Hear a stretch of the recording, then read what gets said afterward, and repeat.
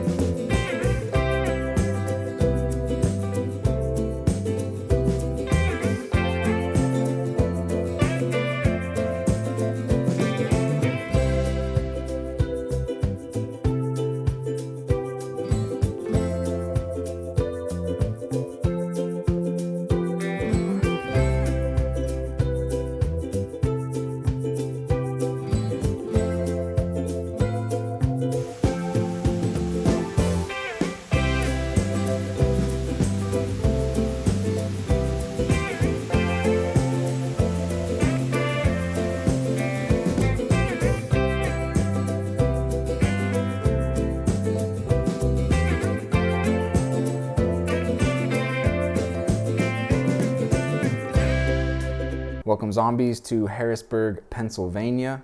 This right here is the Pennsylvania Capitol building, an insane and gorgeous stone complex.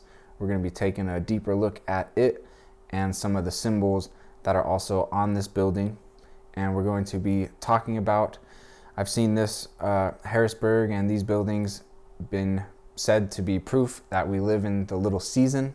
I'm going to talk about what the little season is and whether or not this is proof of the little season. So a couple things that I'm going to cover in this video is there's an ancient covenant that God made with mankind, and then there's an ancient conspiracy that the devil has made against mankind. The ancient covenant, if we boil it down, there was a man named Abraham, and he was promised a certain location of land, and that land is known as the Promised Land. And God covenanted with Abraham that he would have that specific location of land for him and his posterity for forever, and that land is what we now call the United States of America. And that land was then promised to Jacob. That covenant was also passed on to Jacob, one of Abraham's children. Jacob's name got changed to Israel, and then Joseph of Egypt was a child of Jacob of Israel, and he was given that same location for his seed and his posterity for forever. And then we're also going to talk about the Book of Mormon and the Mormons, and how that book, the Book of Mormon, and the Mormons tie into all this architecture, because the Book of Mormon talks about the continuation of that covenant of Abraham and Jacob and Joseph, and that there was a man named Lehi living in Jerusalem who was the seed of Joseph that escaped Jerusalem before it got destroyed by King Nebuchadnezzar, and that family came and settled what is now called the United States of America, which is the Promised Land. And then the ancient conspiracy, that's the devil and all of his followers, Lucifer and Cain's church. They lie and they lie and they lie about this architecture and the real story behind it, and they overtake the holy places and they claim it for themselves. And this is going to be where I'm going to include as part of their deceptions right now currently, is calling all this architecture and everything to do with it from the millennial reign, and that we're now living in the little season. Now, if you want an entire breakdown, I made 12 videos that breaks down the Old Testament and all the, how this covenant was set up in the Old Testament, how it continues to play out right now on this We Zombie Rod of Iron channel. And there's these 12 videos right here where I break down all this architecture, and I pull up all the scriptures on the screen and we walk through it all together.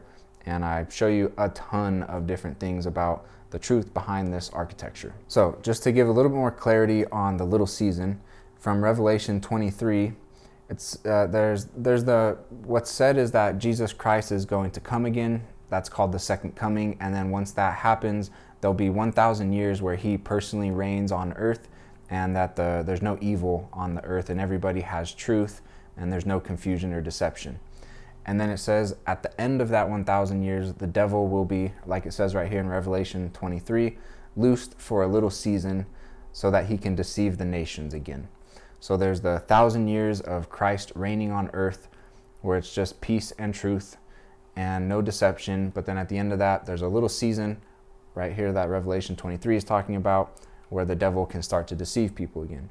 And so a lot of people will say that's what we live in right now, that this architecture comes from the 1,000-year reign of Christ, the millennium, and then the little season is happening. The devil got released again, and now he's deceiving us about where all this architecture came from, and he's hiding the fact that Christ was here personally reigning on the earth.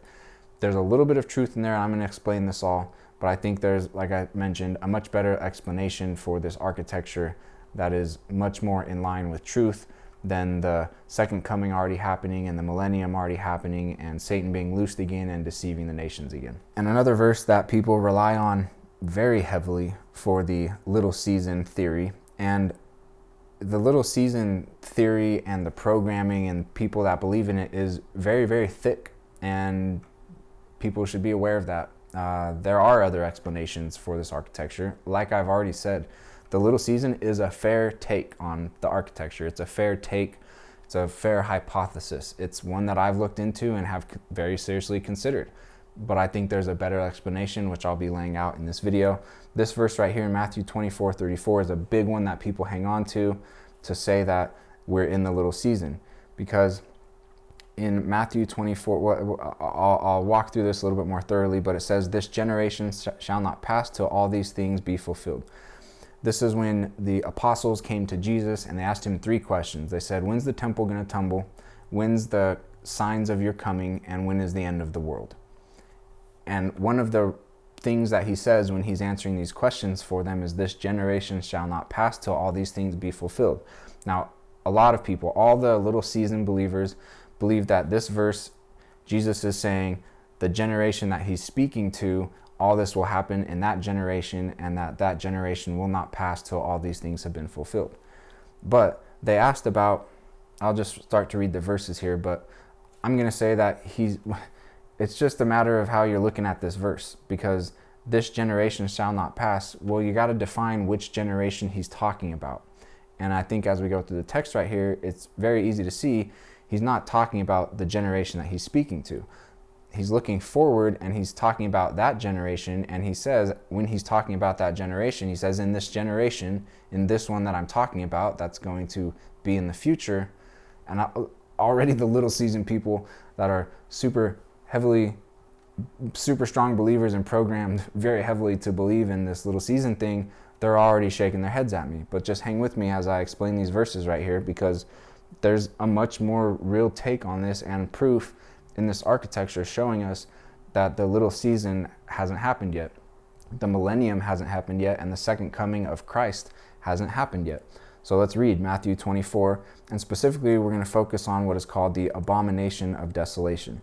So Matthew 24:1, his disciples came to him, to Jesus, to ask him about the buildings of the temple. And he says, Jesus to them, there shall not be left here one stone upon another that shall not be thrown down. Now I'll give a little spoiler right here about something I'm going to be talking about throughout this video.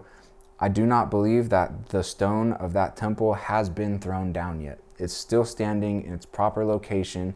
It hasn't been thrown down yet, but it has recently been rigged to be thrown down. And that's what is called the Abomination of Desolation. We'll talk about that. We'll pull up the verses on it in just a second. But I believe that temple still stands in the real Jerusalem location, and only recently has it actually been rigged to tumble. That tumbling, the stone being cast down, hasn't happened yet, but it's been set up to in the near future. So Matthew 24:3, the apostles come to him again, a separate time. They came to him privately, saying, tell us, when shall these things be, the throwing down of the temple, and what shall be the sign of thy coming and of the end of the world?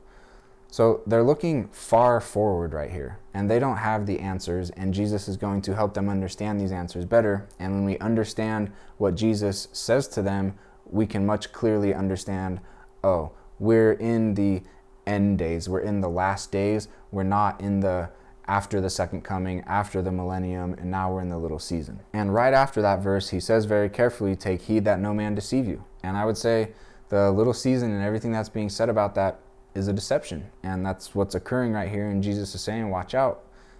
People are going to try and deceive you about this. And the people that firmly believe in the little season, they'll say, I'm trying to deceive you that we're not in the little season. So this gets complicated. And so all I ask is that just hear me out, what I have to say, and then make a decision for yourself. Matthew 24:14. He also says that part of this is the gospel of the kingdom shall be preached in all the world for a witness unto all nations, and then shall the end come. And I'd say that this is happening right now in the last days, in the latter days, and it hasn't already happened. It's happening, and we're ramping up towards the end times, his second coming, and then his millennial reign. Matthew 24:15. So the apostles just said, hey, when's the tumbling of the temple going to happen? And he says, when you shall see the abomination of desolation of spoken by Daniel the prophet stand in the holy place, whoso readeth, let him understand. And so what we're going to do right now is understand more clearly what is this abomination of desolation spoken of by Daniel the prophet. And so Jesus is giving the apostles instructions right here, but he's giving us, the readers, whoso readeth, let him understand, instructions right here. And the instructions are, if you want to know the timing of when these things are going to occur, refer to the abomination of desolation spoken of by Daniel. So he says, you want to know when the temple is going to tumble? Refer to Daniel. So what we have to do now is go read Daniel. What does Daniel say about the abomination of desolation?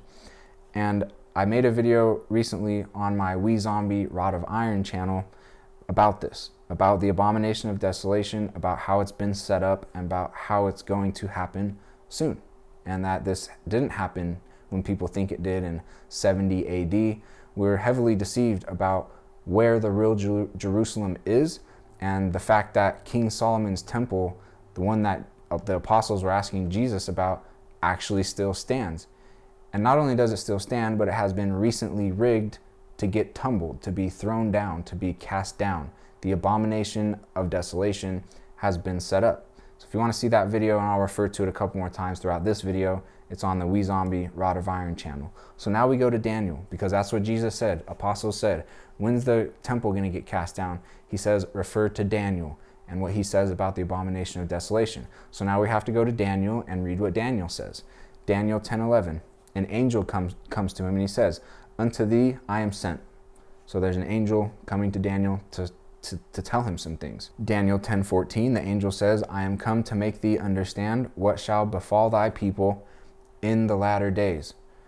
For yet the vision is for many days, far, many days ahead, latter days, last days. So Jesus, the apostles go to Jesus, when's the temple going to tumble? He says, refer to Daniel. We go to Daniel and it says, I'm telling you the stuff that's going to happen in the latter days, many days. Not a couple days, not a few years later, not in the generation that Jesus is speaking to. He told the generation he was speaking to, refer to Daniel. And Daniel's saying, in the latter days, in the last days, many days ahead. So the generation that's being spoken about is a latter days generation. It's not the generation that Jesus is currently speaking to when he's saying these things. And that's exactly part of the reason why he referred them to Daniel. He says, you want to know this when this stuff happens? Read what Daniel said about it. And when you go to Daniel, the angel saying to him, I'm telling you what's going to happen in the latter days, the last days. And this video right here, the title of it was Salt Lake City Temple Will Tumble. The real Jerusalem, there's supposed to be a dead salt sea there, right? Okay, well, there's a dead salt sea and so many other geographical matches that are much better matches than the matches in the Middle East for the real Jerusalem in Utah. So the Salt Lake City Temple, the Mormon temple in the Dead Sea City, the Salt Lake City in Utah, is the temple that we're talking about. And the Mormons, the name of that church is the Church of Jesus Christ of Latter-day Saints. This is all going to make so much more sense and all going to come together nice and neat by the end of this video. But just right here, so far, when's the temple going to tumble? Jesus says, refer to Daniel. Daniel says, we're talking about the latter days. And there's this huge stone structure in the Salt Lake City, the Dead Sea, the Dead Salt Sea City, where the Mormons are, and their church name is the Church of Jesus Christ of Latter-day Saints. Very interesting. And Daniel 11:31 says, they shall pollute the sanctuary of strength. The sanctuary of strength is King Solomon's temple. And they shall place the abomination that maketh desolate.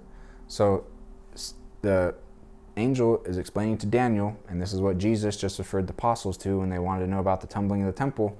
He says, in the latter days, that sanctuary of strength, King Solomon's temple, is going to be polluted, and they're going to place an abomination on it that makes it desolate, that tumbles it, that casts it down. Daniel 12:11, the abomination that maketh desolate set up. So once again, and I'll clear this up more throughout this video, it very much seems that when Jesus said, this generation shall not pass till all these things be fulfilled, he's not talking about the generation that the apostles that he's talking to live in.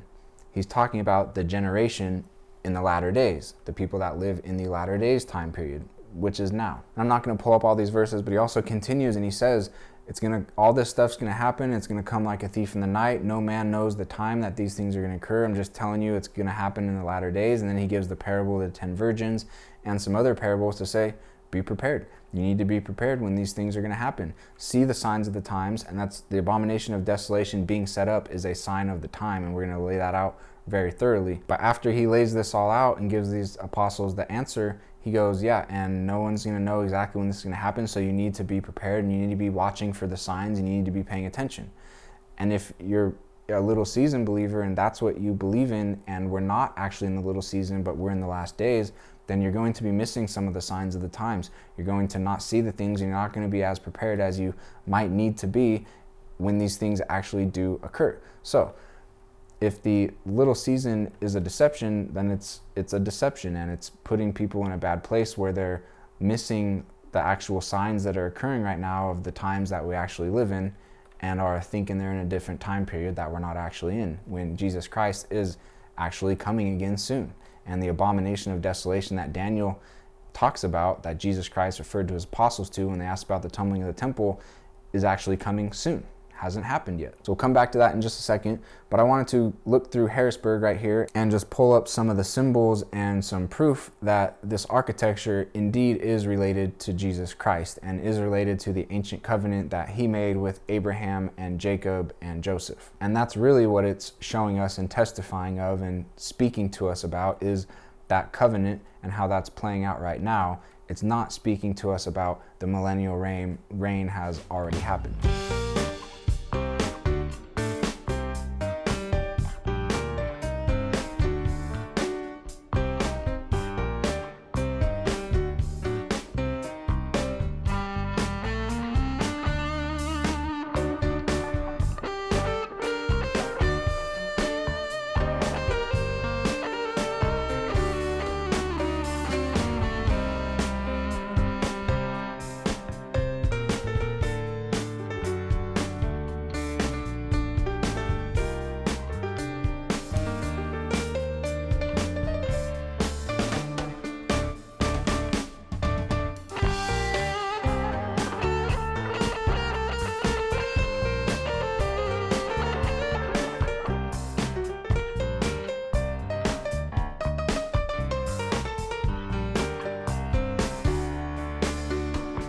So we're going to look at the Pennsylvania State Capitol, and of course it was designed in 1902 and completed in 1906, 4 years for just a completely ridiculous heavy stone. There's just no way they built it that fast, so just a made up story. If we look at the top of its dome right here, there's a woman wearing a robe, flying a ribbon and an eagle.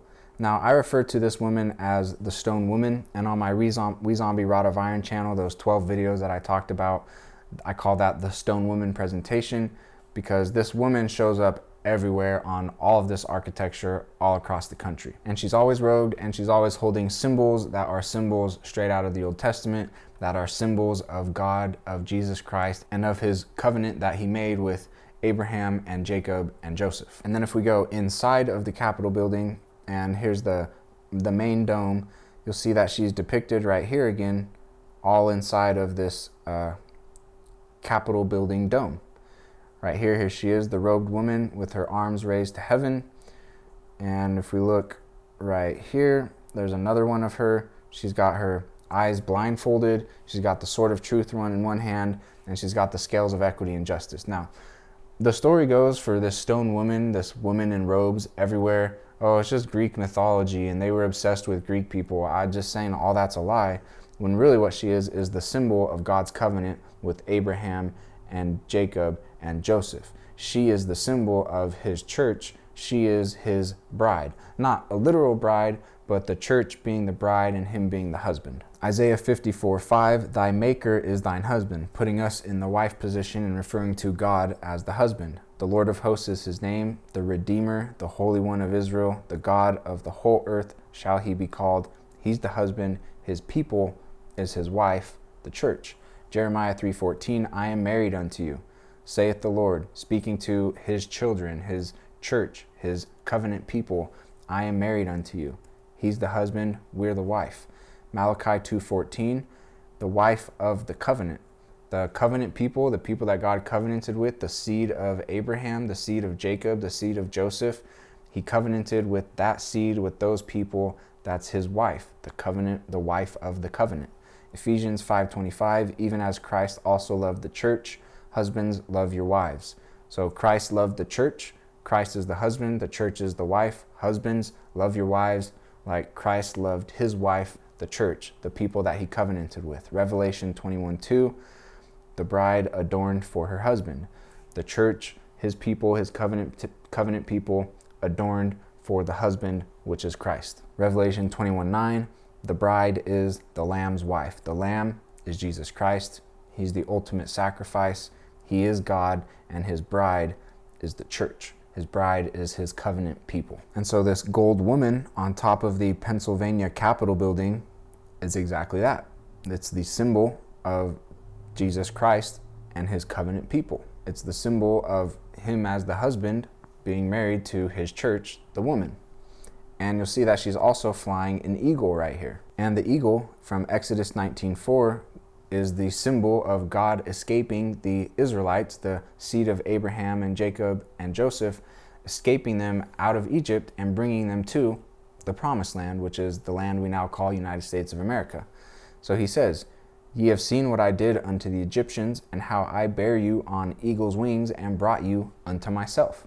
So the eagle is another symbol of God bringing his people to him, bringing his people to his promised land, bringing his people, his covenant people, his church to the covenant location. And USA that's the symbol of USA. It's because this is actually the promised land. This is the land promised to Abraham, Jacob, and Joseph. This is the eagle land. And if we look right here, just at some other places we see the eagle, it's everywhere. Nebraska Capitol right here, we see God holding a rod, got the eagle right here, and then right here is a pillar with the stone woman standing on top of it.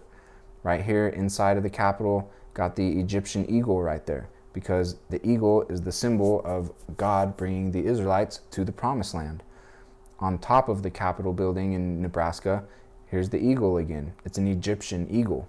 That's an Egyptian eagle that we're seeing over and over again in Nebraska. Another spot on the exterior of the Capitol building engraved in stone, there's the eagle. Once again, Nebraska Capitol, this is showing the Israelites leaving Egypt and heading to the promised land. And what do we see? Well, here's the eagle guiding them, flying with them. God bringing the Israelites out of Egypt into the promised land, to the covenant promised location. Topeka, Kansas, big stone eagle. Another one, Topeka, Kansas, stone eagle with a flower inside of it. These flowers you also see everywhere also, especially in Harrisburg, lots of these flowers. I don't know my flowers well enough, so I can't speak to them that well, but I know it is an Old Testament symbol. I just don't know which each flower is. And then also on that same building, here's an Egyptian engraved in stone, because that's who built this stuff. That's where these people come from. That's the people that were here previously. This is the promised land promised to Abraham, Jacob, and Joseph. Here's a look at that building backed out. And right here, there you see the eagle. Over here's the Egyptian, another eagle right there. And then also up here, you've got this Old Testament vase type of thing, straight from when it talks about the Temple of King Solomon. Topeka, Kansas, same thing. Stone eagles right here. Wreath work, also Old Testament symbol. Goodland, Kansas. Here's that Egyptian eagle again. Goodland, Kansas. Egyptian eagles in Kansas. What are we doing here? Boston, Massachusetts. Here's the eagle again. These are just stone eagles, and up here you've got the stone woman wearing her robes and holding some of her symbols. Nelson, Ohio, stone eagle on top of a tower. Montpelier, Vermont, eagle, stone eagle. Albany, New York, big stone eagle right here. Adams, Massachusetts, got another stone eagle right here. And this eagle, over and over again, Adams, Massachusetts, is the symbol of God's covenant with the Israelites and bringing them to the promised land. New Hampshire State House, gold eagle on top of it. Just a random one I found in Norwich, Connecticut, gold eagle right there. And then here's Harrisburg, Pennsylvania. We'll take more of a look at these in a second. These are the two towers that I showed you on the highway as you're coming into the backside of the Capitol building. But they're just huge stone Egyptian eagles right here.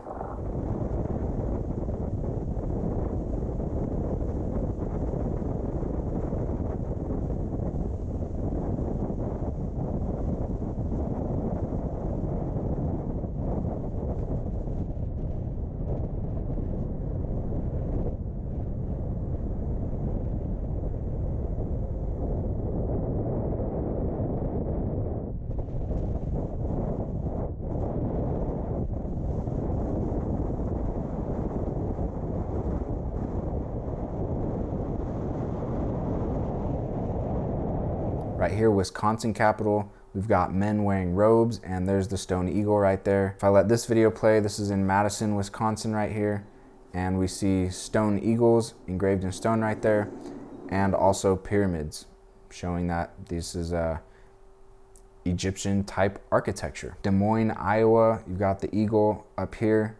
You got the head of the eagle, and then you've got the Egyptian eagle wings shooting out the side right there. And then if you look down here, also seeing the same thing, we've got stone eagles on both sides of that sign that they scratched in new words. Denver, Colorado, Capitol grounds, gold eagle again on top of one of the towers. And Salt Lake City, Utah, this is the gate when you are driving up to the Capitol building. You've got this stone eagle on top of a beehive. Also on the Salt Lake City temple grounds, this is right next to the Salt Lake Temple, which I'm going to lay out as being King Solomon's temple, the one that is about to be made desolate, the abomination of desolation that Daniel talked about, that Jesus referred his apostles to and us to. He who readeth understand. We were supposed to go read Daniel about the latter days, King Solomon's abomination of desolation, that thing happening in the latter days.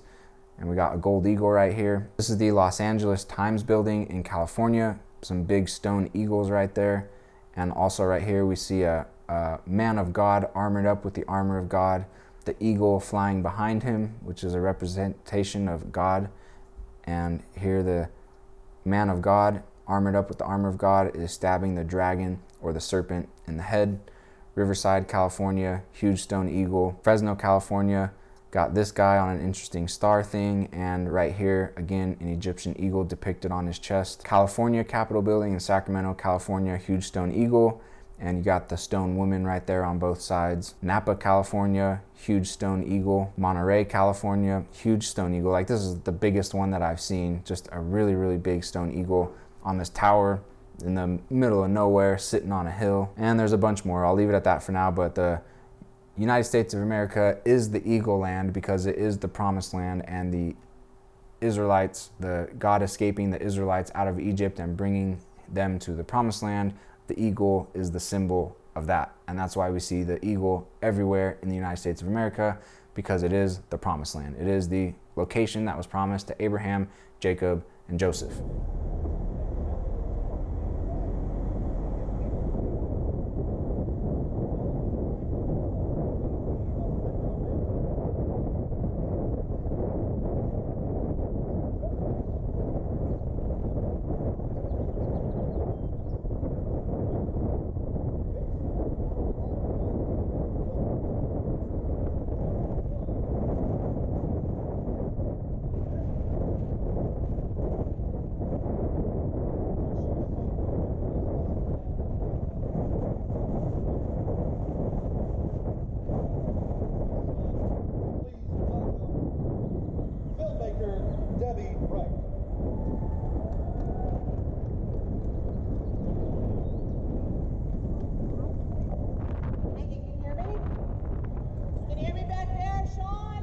Here's a video I took. This is in Harrisburg, and you can see that there's this man wearing a robe. Why are these people always wearing robes? We'll talk about that in just a second.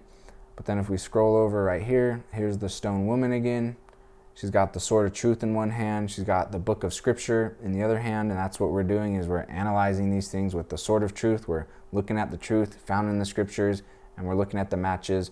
We're listening to what Jesus said. Go read Daniel, Last Days, Abomination of Desolation. That's what we're doing right now. So you see her right here, once again, engraved in stone. Then you've also got this guy over here, another guy in a robe holding a lamb. Lamb is a symbol of Jesus, of sacrifice. So this is all just religious symbolism right here, straight out of the Old Testament. Job 29:14, my judgment was as a robe. I put on righteousness, and it clothed me. My judgment was as a robe. Isaiah 61:10, he hath clothed me, speaking of God, he clothed me with garments of salvation. He hath covered me with the robe of righteousness. As a bridegroom decketh himself with ornaments, and as a bride adorneth herself with her jewels. He's the husband, his church, his covenant people, that's the bride. And the garments, or the robe, is a symbol of righteousness. Now I'm going to talk for a second about this building right here, which is the county courthouse. And you'll see there's this man out front right here. We'll talk more about him in a second. He's got his arm raised to heaven, and then he has his foot stepping on a dragon. We'll talk about that. And then this is really where things are going to start to tie in for us, is when we get around to talking about what is going on up here. Because we see the Egyptian eagle right here, and we see some wheat bundled up, and then we see two men. What we would kind of think of as the guy on the right side looks like a pilgrim, and the guy on the left side looks like an Indian. We're going to do a better job at explaining the truth behind these stone men right here and who they actually are, and it's not pilgrims and Indians. And then also very interesting, at the bottom of this structure, if we pay attention to this marble right here out front, underneath it is some very old stonework. So I just thought that was very interesting to see. Okay, and if we zoom in on this guy right here, we can see that his foot is stepping on a dragon right there. Just like we saw on that Los Angeles Times building, the man with the armor of God stabbing the dragon in the head. We're seeing a similar symbol right here of a man stomping on the dragon's head. And that is once again straight out of the Old Testament, straight out of the book of Genesis, where God says, I will put enmity between thee and the woman, speaking to the devil, the serpent, and between thy seed and her seed, it shall bruise thy head, and thou shalt bruise his heel. So this is when God gave man power over the devil, but gave the devil some power to hurt men. But man has the power to bruise his head. The devil can bruise his heel. A bruised heel can definitely hurt, but being able to stomp on a head is much more powerful than just bruising someone's heel. But a bruised heel can be very debilitating, can be very paralyzing, and the devil can do that to us. But we do have the power to stomp on the dragon's head, the serpent's head, and that's what these symbols are showing us.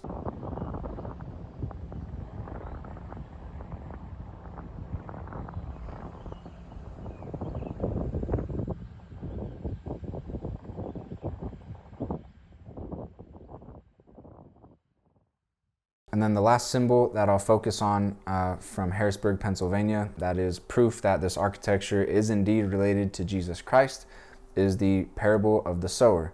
So Matthew 13:24, Jesus likened the kingdom of heaven to a man which sowed good seed in his field. Sowing means like planting crops.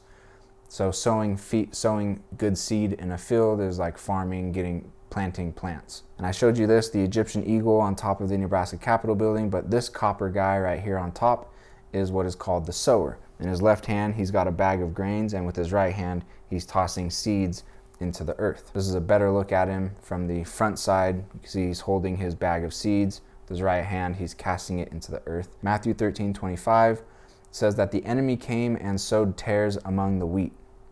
And tares look a lot like wheat. And so what happens if you start to see some tares and you go pull them up too early, what's going to happen is you're going to start to pull up some wheat with it because it's too hard to tell them apart. So part of this parable right here, Matthew 13:26, it says, when it started to grow, the tares appeared also. And then the servant said unto God, the master, should we go gather them up? And he goes, no, you need to wait lest ye root up the tares with them. You need to, because if you go now to pull up the tares are like noxious, they're a weed, you don't want them in there, but if you go pull them up too early, you're going to pull up too much wheat with them. So he says you got to wait. And then Matthew 13:30 says, let both grow together until the harvest. Gather ye together first the tares, and bind them in bundles to burn them, but gather the wheat into my barn. So the tares, he's saying, bind them up into bundles to be cast into a fire to burn them. That's the fasces, and that's the symbol I'm going to show you in Harrisburg, Pennsylvania in just a second.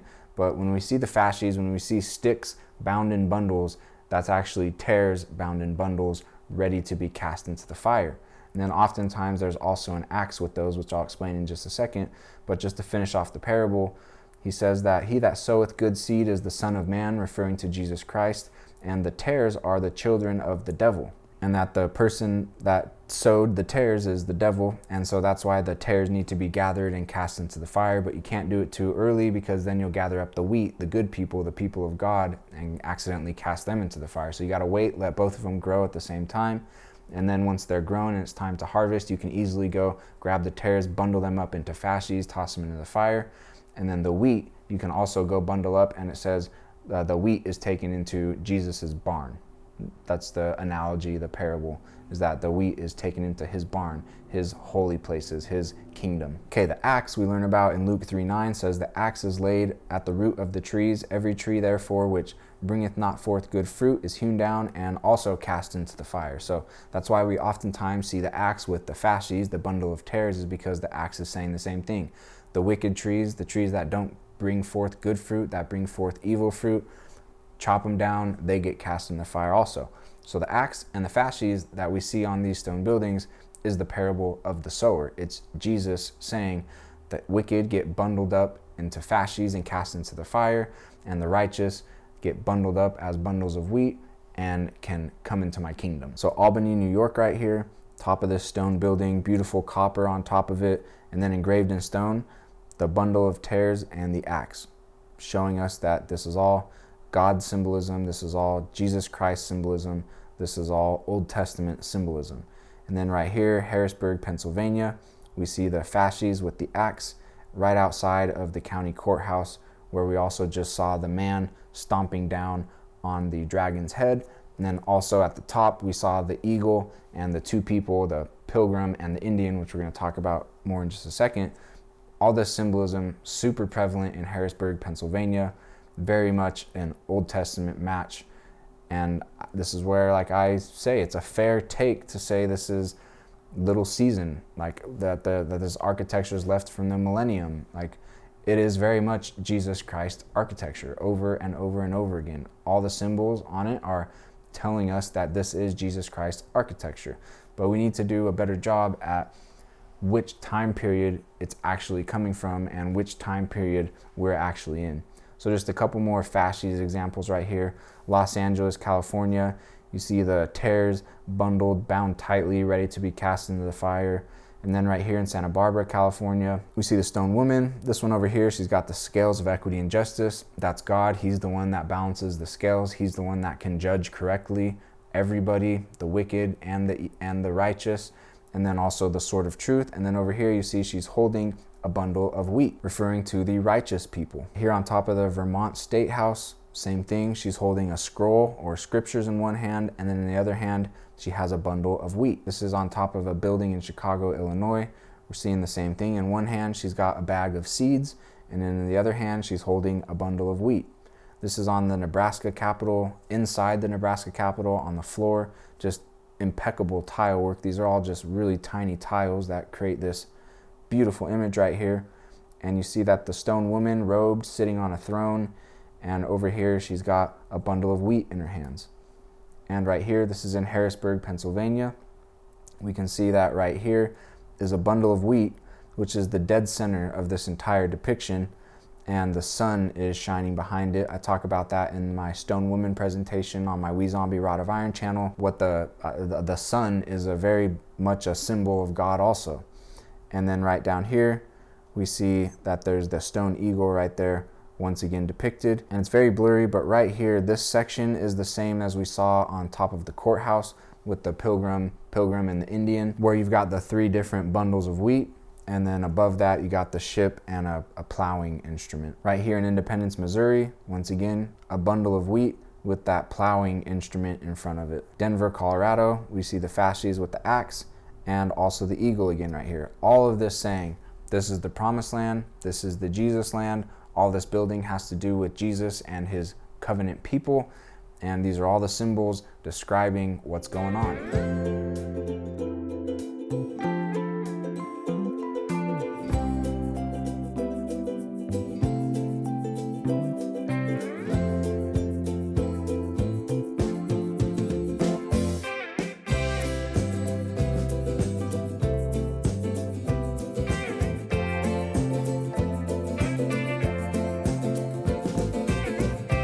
So if we come back to the top of this courthouse again, we got the Egyptian eagle right there. We've got the 3 bundles of wheat. We've got a plowing instrument because sowing, sow good seed. That's what that's depicting. And then also a ship on water right there. And who are these people then on the side? And this is where things are going to take a little bit of a turn, but we're going to do a good job at explaining exactly who these people are. Because it's not that there's all this ancient Old Testament symbolism and then there's 1700s Pilgrims and Indians also right alongside of it. How do you make sense of that? If this is Old Testament architecture, if this is previous civilizations built this architecture and put their symbols all over it, and it's all architecture related to Jesus Christ, and these civilizations were about Jesus Christ, oh, now there's a Pilgrim and an Indian from the 1600s, 1700s, right next to the ancient Egyptian eagle, right next to the sowing, the parable of the sower symbolism, and now there's a cowboy and an Indian? Or is there a much better explanation of who these two people are that really cracks open, oh, this is where this architecture comes from, this is the real story about this architecture, and now we can understand much more clearly the real time period that we are in right now, which is actually not the little season, even though the little season is a very decent explanation for this architecture and its symbolism.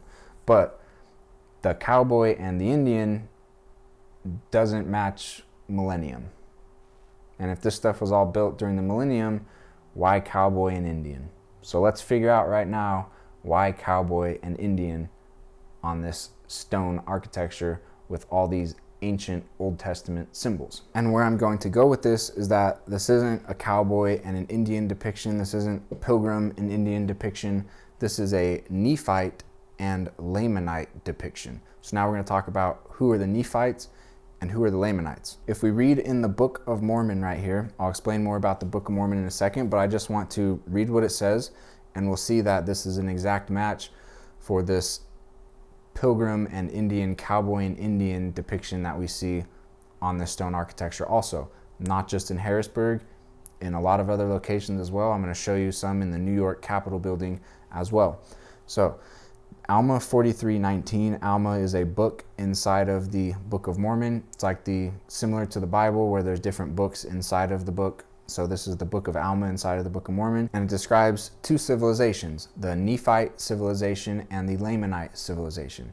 Right here, it describes the Nephites, and it says that they had breastplates and arm shields, and also shields to defend their heads, and they also were dressed with thick clothing.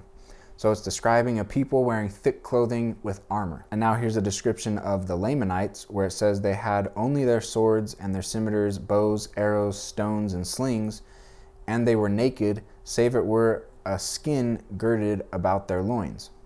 And then part of this story is that these Lamanites, who are basically naked with just skin around their loins, a little cloth around their loins, they come to battle the Nephites, and they see the Nephites wearing thick clothing and armor, and they get scared and run away. And if we look right here on this county courthouse with these people, cowboy and pilgrim, right next to all these ancient Old Testament symbols, that's exactly what we see right here is a Lamanite. And then right over here, we see a Nephite. And this is a gorgeous mural inside of the New York Capitol building in Albany, New York. And that's exactly what we see again right here. We see a Nephite wearing thick clothing and a Lamanite basically naked with just a little piece of cloth around his loins, and they're battling each other. And that's what the Book of Mormon talks about over and over and over again, is that the Book of Mormon is describing the people who were previously here in the Promised Land, and they were called Nephites and Lamanites. The Nephites looked like this, and the Lamanites looked exactly like this. And for some reason, when you go to our Capitol buildings and many other buildings, you're seeing that exact depiction. It's not a cowboy and Indian, a pilgrim and Indian depiction. It's a Nephite and a Lamanite depiction. And you can see also right here, there's a lot of other symbolism. There's the ancient eagle right there, several times all over this. The eagle's everywhere, and also wreath work, Old Testament symbolism. And the Book of Mormon is about a family that escaped out of Jerusalem and came to the Promised Land, now called the United States of America, in 600 BC. So these were Old Testament people, living the law of Moses people until Jesus Christ came, which we'll talk more about in a second. But if that story is true, then we would see a lot of their architecture and a lot of their depictions and symbols all over this United States of America land. And that's exactly what you see. When you go analyze all this ancient architecture that's sitting in the United States of America, yes, a bunch of Old Testament symbolism, and also Nephite and Lamanites being depicted right alongside all this ancient symbolism, because that's what the Book of Mormon is. It's this 600 BC Old Testament family that escaped from Jerusalem and settled these lands and prospered and built amazing stone architecture. And now when you look at this stone architecture, it's Old Testament symbolism and Nephites and Lamanites. Once again, little season hypothesis, totally fair. It's a decent take. But what are all these Nephites and Lamanites doing all over this architecture? Pilgrims and Indians had nothing to do with the millennium, but Nephites and Lamanites very much have to do with the people that lived here before us in the Promised Land.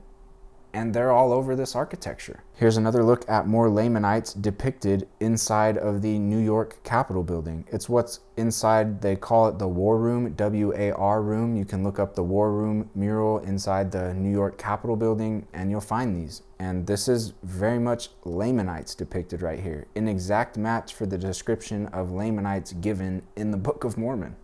Exact match, like couldn't be a more proper match.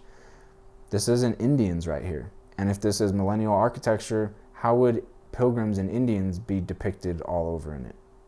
If it's Book of Mormon architecture, well, now it makes a lot of sense why there's Lamanites, Indians, depicted all over the place, also alongside Nephites, these people wearing thick clothing and having armor and swords and all of that. All those that I just showed you surround this stone woman right here, who is the symbol of God's ancient covenant with Abraham, Jacob, and Joseph. And the family that escaped out of Jerusalem that the whole Book of Mormon is about is the seed of Joseph that escaped out of Jerusalem and went back to the promised location that God, if you pay attention to the Old Testament, always takes his people back to.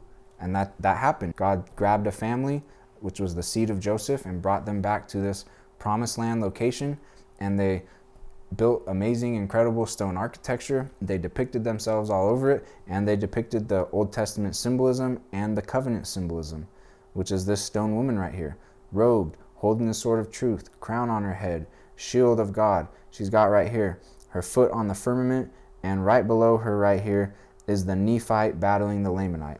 This picture that I showed you right here, right above her, right above this image right here is the stone woman. Here's the stone woman, and right below here is the Nephites and the Lamanites. It's a much stronger match to say the Book of Mormon is actually telling us where this architecture came from than to say this architecture comes from the millennium, because the Nephites and Lamanites are all over this architecture. And when you start to look at it that way, it's even way, way, way more obvious that the Book of Mormon is actually telling the truth. It's actually telling us where this architecture comes from and who built it. And they depicted themselves and their symbols all over it because they were the continuation of the covenant that God made with Abraham. And when you read the Book of Mormon, it says this is exactly the type of stuff they built. Amazing stone architecture. They were expert masons. They were extremely industrious. They had a bunch of gold, silver, copper, brass, iron, cement work, all of it. Yeah, timber also. Like, if you read the Book of Mormon, if you don't even read the Book of Mormon as a religious book, if you read it just to see what it says about what type of stuff they built and what materials they used to build the stuff that they built, and you go look at this stone architecture all across the country, exact match. Even to the point where Lamanites and Nephites are depicted battling each other in the war room of the New York Capitol building, on the County Courthouse in Harrisburg, Pennsylvania. Exact match. Alma 46:13, another verse from the Book of Mormon. Fastened on his head a headplate, on his chest a breastplate, had shields, and girded on his armor about his loins. And then when you look at, let's see, this is the Connecticut Capitol building, Hartford, Connecticut. That's exactly what we're seeing. We're seeing a man that exactly matches the description of Nephite from the Book of Mormon. So the Book of Mormon offers a perfect description of all of this architecture and all of the people on this architecture and all of their symbols and all of the materials used outside and inside of this architecture. So then what are the Mormons doing in Utah, and what is the Salt Lake City Temple? And I'm going to explain how Utah is actually the Jerusalem that the Bible talks about. The Middle East Jerusalem in Israel over there is an invention. It's a hoax. It's to deceive us so we don't see what this promised land actually is. Because if we're looking over there thinking everything's going to happen over there when it's actually right here under our noses, then that's a really nice deception. That's a great way to deceive all of us. And this huge, perfect masonry structure right here, extremely fortified, extremely beautiful, extremely castle and just magnificent type of building, is what is called the Mormon Temple in Salt Lake City, Utah. But in my opinion, this is King Solomon's temple right here, a piece of it that is still left standing. And this is a piece that hasn't tumbled yet. So the apostles are going, hey, Jesus, when's this temple going to tumble? And he says, refer to Daniel and the abomination of desolation in the latter days, in the last days.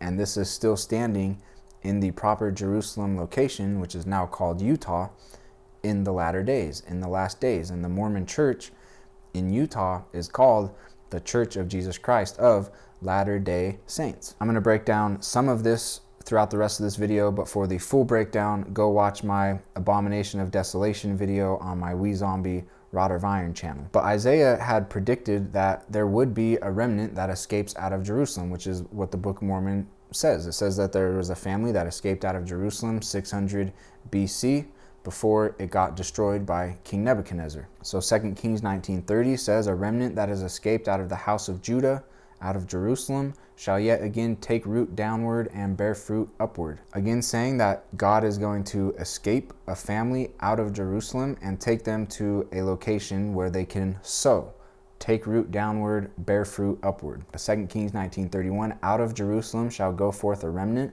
and they that escape out of Mount Zion, the zeal of the Lord of hosts shall do this. Once again, out of Jerusalem, a remnant is going to escape. Isaiah 65:9 clears it up even more. I will bring forth a seed out of Jacob, and out of Judah an inheritor of my mountains, the Rocky Mountains in Utah, the Old Jerusalem Mountains, the King Solomon's Temple location. There's going to escape out of Judah a seed of Jacob, a seed of Joseph, which is what the Book of Mormon is about. It's a seed of Jacob, a seed of Joseph escaping out of Jerusalem and going to the promised covenant location and prospering there. And so a lot of people really just have no idea what the Book of Mormon is even talking about. Even a lot of the Mormons don't even know what the Book of Mormon is talking about.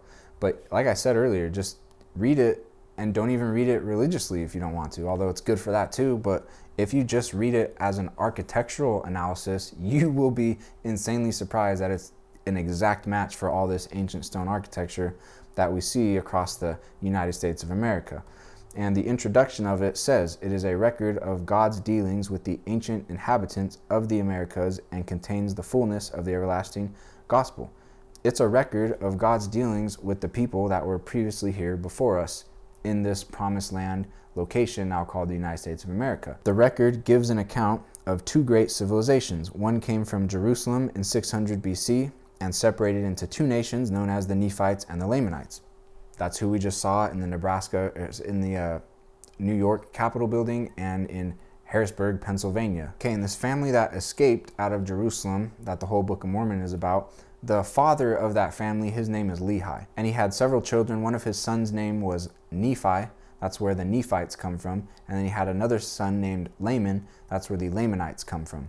When they escaped Jerusalem and made it to the promised land, they separated because they basically, just to put it simply, they got mad at each other, and Laman was trying to kill Nephi. And so Nephi and his followers separated from Laman and his followers, and there basically just became two civilizations on the land. And that's why you see this cowboy and Indian or pilgrim and Indian engraved on all this stone architecture alongside all these ancient Old Testament symbols, because that's who built this stuff. The Nephites and the Lamanites in the Book of Mormon is who is depicted on these buildings, is who built these buildings. And they were the continuation of the covenant that God made with Abraham, Jacob, and Joseph. They are the remnant prophesied in the Old Testament that would escape from Jerusalem and be taken to the covenant location. And the second verse of the whole Book of Mormon, the second verse says, I make a record in the language of my father, which consists of the learning of the Jews and the language of the Egyptians.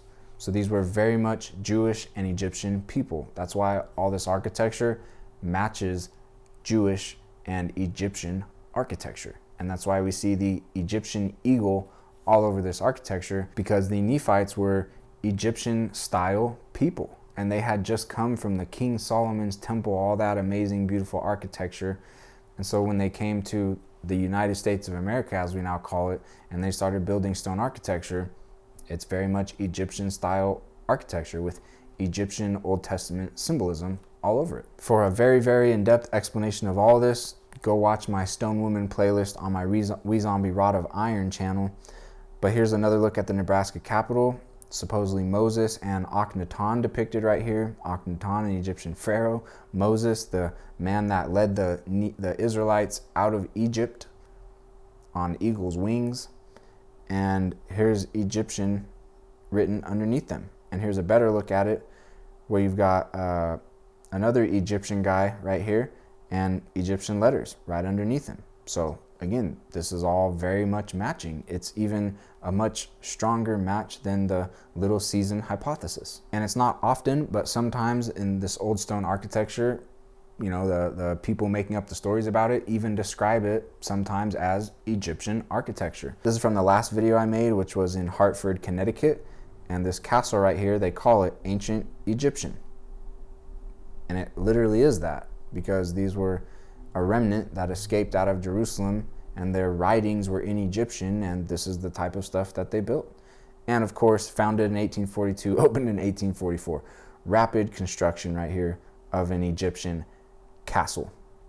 Exactly what the Nephites from the Book of Mormon would have did build, and still sitting here. So the covenant that God made with Abraham and Jacob and Joseph, that same covenant was then passed to Lehi and Nephi, and they got the covenant promised land location, and they prospered and built in that location. And that's where all the stone architecture comes from. That's why all the Old Testament symbols, because they were living the Old Testament law of Moses religion at that time. And that's why we see the stone eagle all over this architecture, the stone woman, the symbol of the covenant, all over this architecture, and Nephites and Lamanites all over this architecture. And in the Book of Mormon right here, it says exactly that. A land which the Lord hath covenanted with me should be a land for the inheritance of my seed. Yea, the Lord hath covenanted this land unto me and to my children forever, and all those who should be led out of the countries by the hand of the Lord. Same promise given to Abraham, Jacob, Joseph. Now it was given to Lehi and Nephi. And when Lehi had left Jerusalem and was headed to the promised land, he had two children, and he named them Jacob and Joseph, because he knew that that's what was happening. He knew this was the continuation of the covenant that God had made with Abraham, and then Jacob, and then Joseph. And they're the seed of Joseph, the remnant of Jacob, escaping Jerusalem, headed to the promised covenant land to bear fruit, to take root downward and bear fruit upward. And the fruit that they bore upward still stands, and that's what we're looking at in this stone architecture all over the country.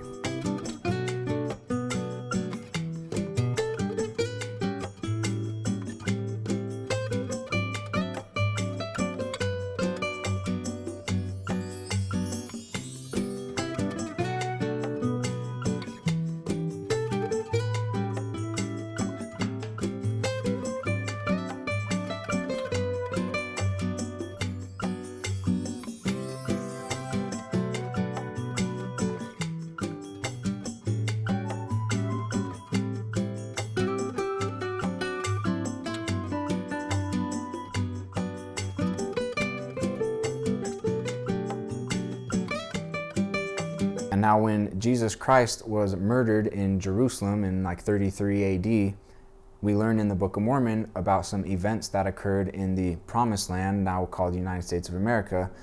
There's some events that occurred then that explain a lot about this, the topography, I guess you could say, of our country, and also this stone architecture. Because it says when Jesus was murdered in Jerusalem, where the Nephites had escaped from, now where the Nephites are living, it gives us this description of things. It says, there arose a great storm, such as one has never been known in all the land. It did shake the whole earth, and there were exceedingly sharp lightnings. The city of Zarahemla did take fire.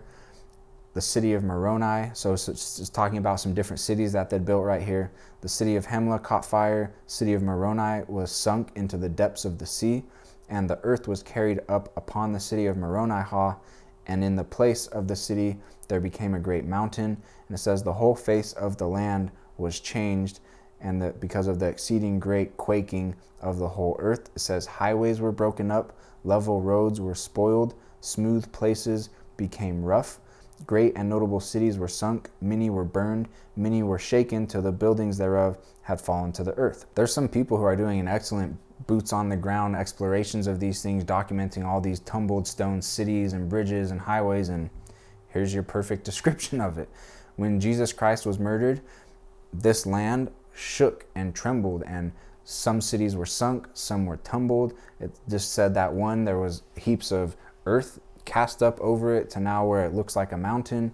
There was some serious destruction that occurred, which is a great explanation for all this tumbled architecture that we also see everywhere. Some of it's still very much intact. And it says right here in 3 Nephi 8:15, there were some cities which remained, and the damage thereof was exceedingly great. So not everything got destroyed, but a lot of it did, and a good chunk of it was still standing, but also damaged. It says the rocks were rent in twain, they were broken up upon the face of the whole earth, insomuch that they were found in broken fragments, in seams, and in cracks upon all the face of the land.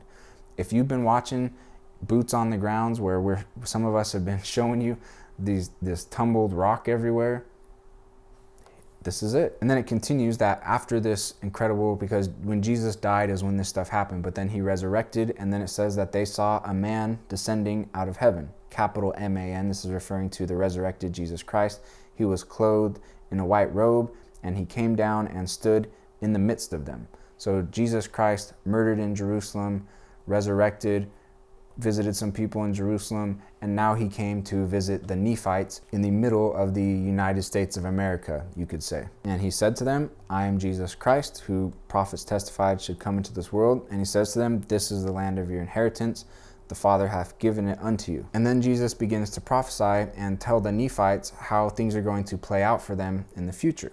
And he says, O house of Israel, because that's who they are. They're a seed of Jacob. Jacob's name got changed to Israel. That's who they are. They're part of the tribes of Israel. And Jesus is telling them that, okay, right now you believe in me, but in the future you're not going to. And so when that happens, I'm going to sweep you off of this land since you don't believe in me anymore, and I'm going to give it to another people that do believe in me. He says, because of the unbelief of you, O house of Israel, in the latter days shall the truth come unto the Gentiles. That's the white man coming to America and conquering and scattering the Native American Indians. But we're going to see in just a second, the Native American Indians, not Indians, Lamanites. It's the people from the Nephites and Lamanites that were still living in these lands. And he says that they, the Gentiles, are going to come forth upon this land. They're going to scatter you who are of the house of Israel, and my people who are of the house of Israel shall be cast out from among them, and shall be trodden under their feet. He's talking about the scattering of the what we now call Native Americans. And he says, because of the judgment of the Father of God upon my people who are of the house of Israel, because they stopped following Jesus, they stopped following God, he says that after all this, I'm going to cause my people who are of the house of Israel, you guys, to be smitten and afflicted, to be slain, to be cast out from among them, to be hated by them, and to become a hiss and a byword among them. That's a great explanation of what happened to the Lamanites, the Native American Indians that were here when the British Empire showed up, to put it simply. But then he continues to say that, okay, you guys, house of Israel, Nephites, Lamanites, you're going to stop believing in me. I'm going to let the Gentiles, the British Empire, come and take your lands and scatter you. But then once the Gentiles, the white man now on the land, once they stop believing in me and doing things my way, then at that point, I'm going to start giving this land back to you, the house of Israel, the Nephites and the Lamanites, the Native American Indians. And if you pay attention to what's happening over the last years, that's been happening already. Us, the Americans, the Gentiles that weren't the natives originally, we prospered for a little bit, but now we're not. And it's because we're not following Jesus Christ and we're not doing things that we're supposed to be doing. And so our land is being given away back to them now. And I'm not saying this is like we need to fight each other. That's not where I'm going with this. I'm just saying like these are the things that occur in the promised covenant location. If you follow Jesus Christ in that location, then you prosper. But once you stop, then he gives the land away to someone else. So he gave it to the Nephites and Lamanites, and he goes, yep, but you're going to stop following me, and then I'm going to let the British Empire come, and they're going to take over, and they're going to scatter you and steal your land. But once they stop following me, then I'm going to bring you back into the land, and you're going to get the land again. And that's exactly what's happening. Our land has been and is being given back to foreigners, back to the tribes that were originally here, which are the Nephites and Lamanites. And it says right here, at that day when the Gentiles shall sin against my gospel, when they stop following me, they'll reject the fullness of my gospel. They'll be lifted up in the pride of their hearts above all nations, above all the people of the whole earth, and be filled with all manner of lyings and deceits and mischiefs and hypocrisy and murders and priestcrafts and whoredoms and secret combinations. And we know that all that stuff's happening in these lands now.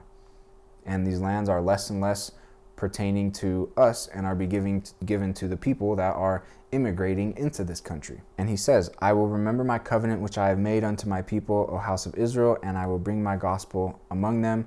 The Father commanded me that I should give unto this people this land for their inheritance. So the Gentiles that conquered the Native Americans, which are actually the Lamanites, will be overtaken by the Lamanites returning because the Gentiles stopped following Jesus Christ. Our exact situation. Again, once again, little season, it's a good hypothesis, kind of matches in a few ways. But what about this Pilgrim and Indian depiction everywhere? What about this Nephite and Lamanite depiction everywhere? What about the Native Americans scattering and now they're all coming back? All of that perfectly laid out in the Book of Mormon, all of that an exact match for everything we're looking at right now. Not just the architecture, but what's going on with our actual lands, our governments, it being given away to foreigners that are coming in, and those foreigners that are coming back in are just the Lamanites that were scattered a few hundred years ago. And because the people in this land aren't following Jesus Christ anymore, it's being given back to them. It says, if the Gentiles do not repent after the blessing which they shall receive, after they have scattered my people, then shall ye, who are a remnant of the house of Jacob, go forth among them, and ye shall be in the midst of them, and shall be many. Exactly right now. California, for example, I grew up in California. It's over 50% Hispanic now. It's not American anymore. It's been given away, given back to the people that were scattered. The Lamanites that were scattered, it's been given back to them. The house of Israel, the seed of Jacob and of Joseph, that was the remnant that escaped out of Jerusalem and came and settled these lands. They got scattered by the British Empire. They're getting it back now because we haven't been following Jesus Christ. And that's exactly what he told them when he came and visited them after his resurrection. He said, you're going to stop believing in me. Once you stop, I'm going to let the Gentiles come and take over. Once the Gentiles stop following me, I'm bringing you back into this land. And that's exactly what we see right now. He says, I established this land unto the fulfilling of the covenant which I made with your father Jacob. It's exactly what's happening right now. This is the promised land covenanted to Abraham, Jacob, and Joseph. And the remnant that escaped out of Jerusalem that was here, that got scattered, is getting it back now. And the architecture all over this country is from them. The ancestors of the Native Americans, who are Lamanites, that's who built this stuff. And that's why we see them alongside all this Old Testament symbolism on this stone architecture everywhere. And he says it again, ye are of the covenant which the Father made with your father, saying unto Abraham, in thy seed shall all the kindreds of the earth be blessed.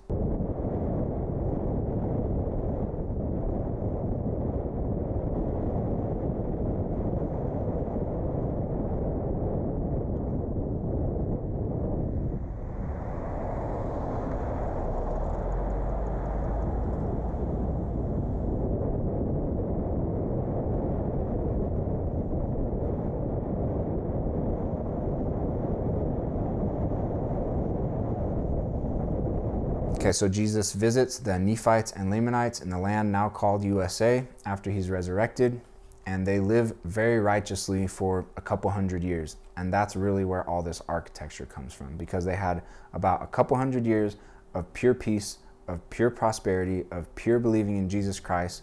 But then after a while, things started to get bad again. And they, like he said would happen, they stopped believing in him. So then destruction came, and then eventually they got scattered, and now the Gentiles were brought into the land. But it says in the 36th year, so this is 36 AD, the people were all converted unto the Lord upon all the face of the land, both Nephites and Lamanites, and there were no contentions and disputations among them, and every man did deal justly one with another. They had all things in common among them. Therefore there were not rich or poor, bond or free, but they were all made free, and all partakers of the heavenly gift. The Lord did prosper them exceedingly in the land, yea, insomuch that they did build cities again where their cities had been burned. That great city Zarahemla did they cause to be built again. There were many cities which had been sunk, and waters came up in the stead thereof.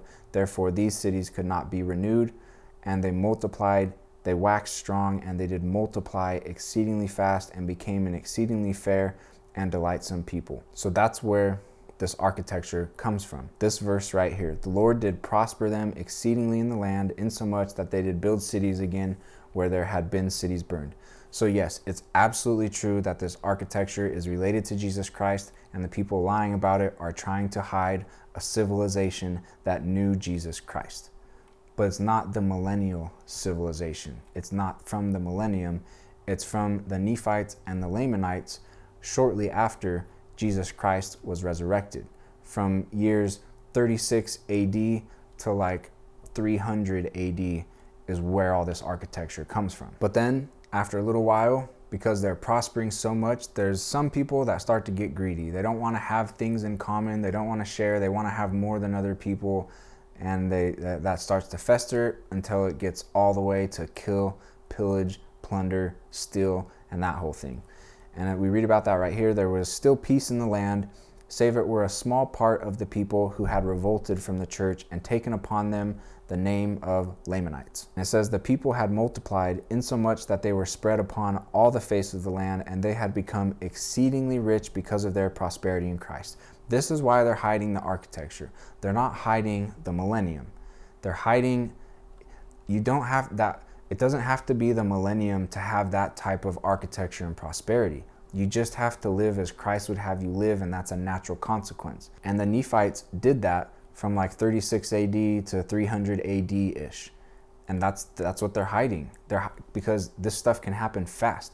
Like if we turn around right now and really start following Jesus Christ, quickly we can have all this amazing architecture and everything related to it, all the free energy, all that. We could have that real quick right now if we just start to follow Jesus Christ. We don't have to wait for a millennium. It's not that this millennium, 1,000 years has to occur for this type of architecture to get built. This architecture can get built quick just by following Jesus Christ in any time period. It doesn't have to be the millennial time period. And that's what it says right here. The people multiplied exceedingly fast. They spread upon all the face of the land, and they became exceedingly rich because of their prosperity in Christ. The reason they hide this architecture is because it's related to Christ, not because it's related to the millennium. Any civilization at any time, if they turn to Christ, they can have this type of peace and prosperity and exceeding richness just by following him. It doesn't have to be the millennium. And it says right here, the whole face of the land had become covered with buildings, and the people were as numerous almost as it were the sands of the sea. There's the explanation of all the architecture. The amount of it that's already been demolished is in the millions, and there's still a ton of it sitting around in really nice condition, some of it in not so nice condition, but this is where it comes from. The whole face of the land covered with buildings, and the people were as numerous as the sand of the sea. That's what they're hiding. All the tremendous architecture and the insane quantity of it is from a brief couple hundred years of the Nephites building architecture while they were following Jesus Christ and living in pure peace and prosperity. Like I mentioned earlier, there was a group of people that started to call themselves the Lamanites, and they started to want everything for themselves, and so they started waging war against all the other people. And basically what happened is, and those Lamanites became known as the robbers and murderers of Gadianton. I'm not going to explain all that right here. In my Stone Woman presentation, I go through that super thoroughly. But basically, they tap into like the devil and all of his ancient plans and all that, and they end up completely wiping out the Nephites. And the Nephites had stopped following God, so they lost God's protection. And so it's right here, it just says, there are none, save it be the Lamanites and robbers that do exist upon the face of the land, because the Nephites got completely wiped out. And so that's who was here when the white man shows up, the Gentile shows up in like the late 1400s, 1500s. The Lamanites were still here, and the robbers, robbers and murderers of Gadianton that were leading the whole thing, they were also still here. And all the cities, not all of them, but most of them, still here. And that's where this architecture is coming from. And so when the Gentiles showed up, the Spanish, the British Empire, however you want to look at that, there were absolutely full-blown, gorgeous cities sitting everywhere. And we still see pieces of them. And if you look into it, they've been demolishing a ton of them as well. But that's where all this stuff is truly coming from. And so here's just some of the descriptions that the Book of Mormon gives of the type of stuff that the Nephites built. It says, I did teach my people to build buildings of wood, iron, of copper, of brass, of steel, of gold, of silver, of precious ores, and all of that they had in great abundance. Right here it says that they fortified their cities. They were exceedingly rich in gold, silver, precious things, fine workmanship of wood, buildings, and in machinery. There you go. We're all looking at this stuff going, how is it possible that they built this without machinery? They didn't. Right here it says it. The Pilgrim and Indians, the Nephites and Lamanites, that's depicted all in this stone architecture. Right here, Book of Mormon. They had all the gold, all the silver, all the wood, all the brass and steel, and machinery. There's the explanation. They did till the ground, they did build buildings, they were industrious, and they did labor exceedingly. The people began to be very numerous. The Nephites began to be very numerous. They scattered abroad upon all the face of the earth, building large cities and villages in all quarters of the land, building large stone cities. And they had temples and sanctuaries and synagogues that were built after the manner of the Jews, which is what we see. And just like I said earlier, the very second verse of the Book of Mormon is saying, in the language of the customs, the manner of the Jews, and the language of the Egyptians. And that's what we see everywhere, Jewish and Egyptian architecture. And it also talks right here about towers in all the land. We see tremendous, insane towers everywhere. All this stone architecture, there's oftentimes lots of towers associated with it. And we're definitely not a people that are building towers. But the Book of Mormon, Nephites and Lamanites, they built towers. And they also erected a bunch of forts, small forts, and in other places it talks about larger ones, but they threw up banks of earths round about to enclose the armies, and building walls of stone to encircle them round about their cities and the borders of their land. Star forts, forts of security. They built forts of security for every city in all the land round about. There's where all these forts come from. The Lamanites could not get into their forts of security by any other way save by the entrance, because of the highness of the bank which had been thrown up and the depth of the ditch which had been dug round about it. Perfect description of star forts. It's exactly what we see right here. High banks and deep ditches. High banks and deep ditches and walls of stone, and difficult to get into if you don't know exactly where the entrance is at. It's exactly what we see in all these star forts. Another verse right here says they became exceedingly expert in the working of cement, and they did build houses of cement. And we also see ships depicted on this architecture in stone all the time, and guess what? They had shipping and were building ships, and they used their ships and shipping to build their temples and their synagogues and their sanctuaries and their cities. They had all manner of gold, silver, precious ore of every kind, and they were curious workmen, advanced workmen, and did work all kinds of ore, and did refine it, and they did become rich. They had gold and silver stored away in abundance, and they did traffic in all manner of trafficking, shipping, commerce, gold, silver, copper, stones, forts. Like, this is the entire description right here of this architecture. The whole face of the land became covered with buildings. Right here, they did build many mighty cities. They were exceedingly industries, and they did buy and sell and traffic one with another. These are advanced stonemasonry civilizations. And they also had I showed you the verse where they had machinery. Here it explains even more. They had all manner of tools to till the earth, to plow, to sow, to reap, to hoe, and to thrash. They did make all manner of tools with which they did work their beasts. Tools like to thrash and plow, like this is some very heavy machinery that you need to do these things on full scale. And we just read they covered all the face of the land, buildings in all parts of the land. They multiplied, became as populous as the sands of the sea. If you're doing agriculture for that size of populations, you need some serious heavy machinery, and that's exactly what it says. All manner of tools to till the earth, to plow, to sow, to reap, to hoe, and to thrash. I'll stop there. There's a lot more that I could share. If you want to see a lot more of it, check out my Stone Woman presentation, but I think that suffices for showing what the Book of Mormon says and how it's a perfect description of all of this architecture, its materials, its symbols, and the people that are depicted on the architecture.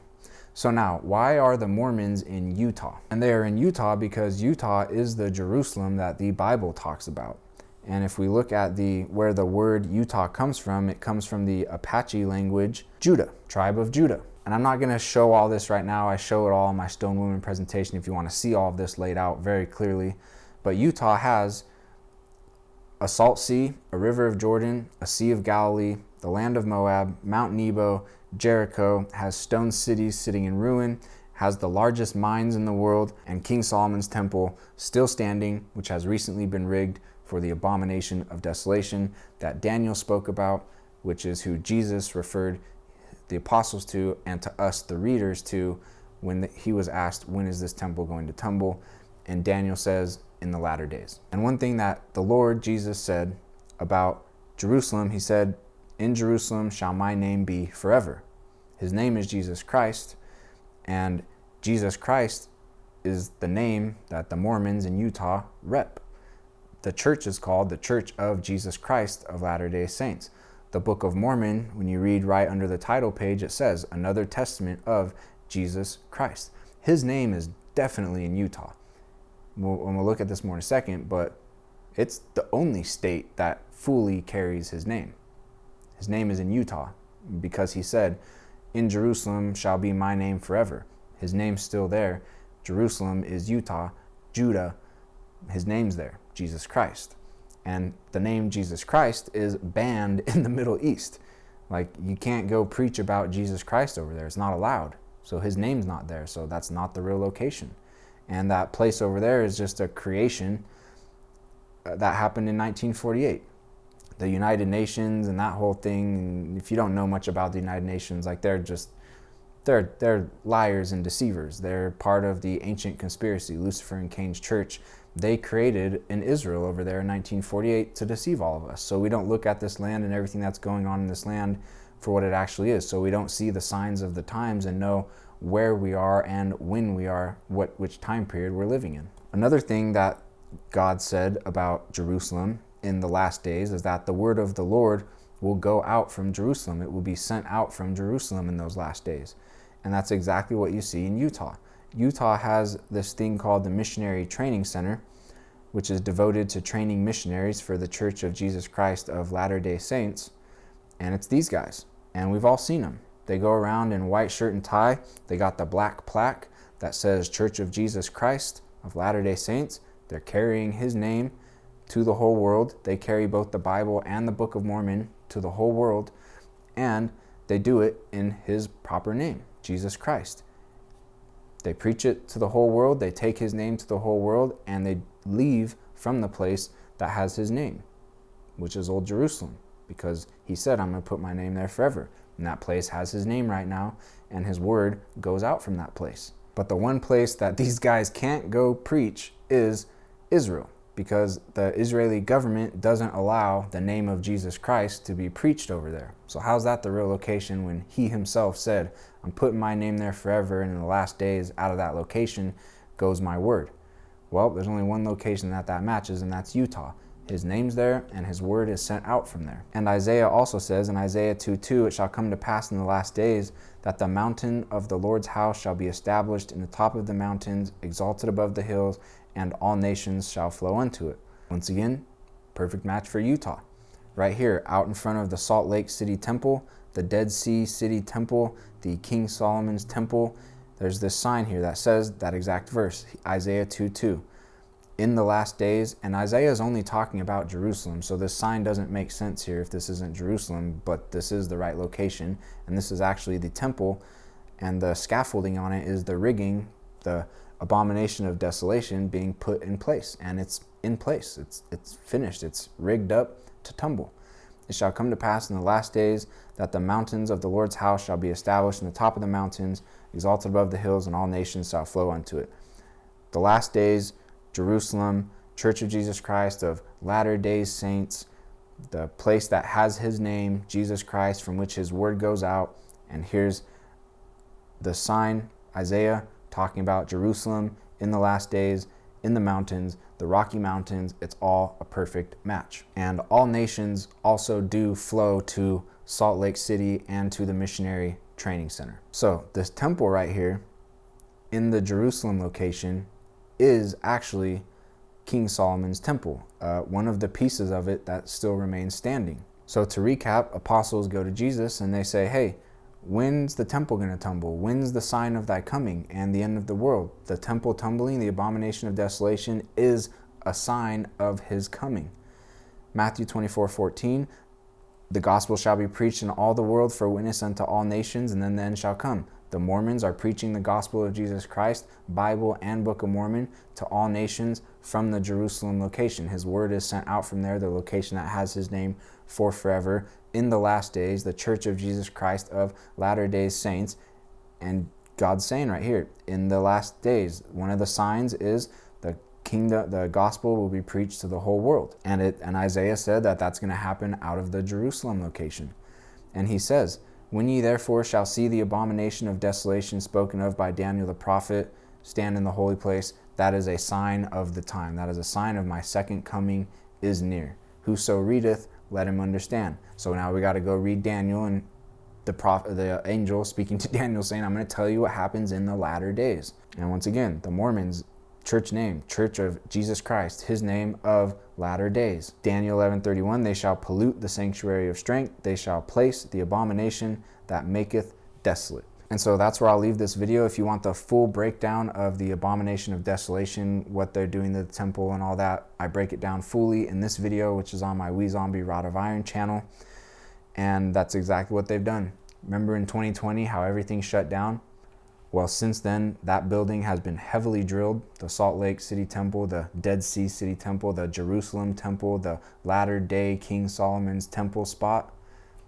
Since 2020, up until about right now, it's been getting rigged. The abomination of desolation has been set up. It's in place.